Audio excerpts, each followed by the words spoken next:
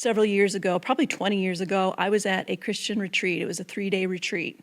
On Friday night, the pastor gave us all a little slip of paper, and he's like, I want you guys to write down everything that's standing in between you and God, like whether it's sin, bad habits, something that happened to you, the way you feel about yourself, something that you believe about God that maybe isn't true, like Yeah. write it down.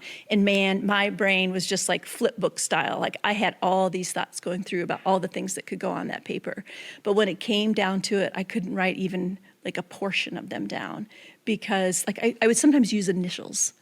And it wasn't because I was afraid somebody was going to see it. It's because I didn't want to see it.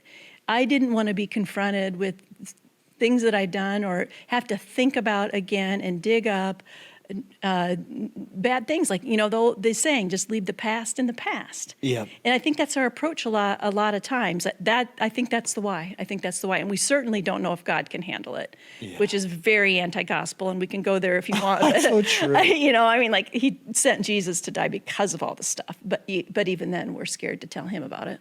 Even the initials thing, I found myself doing that. Yeah. And I've often told people, like specifically whether it's confession or bringing something to God, I said, you don't have to receive forgiveness. Mm-hmm. Like you don't have to list out every little thing. I think, and people at different points in the church have tried to do that where they're Right. like, oh, if I don't write down every sin.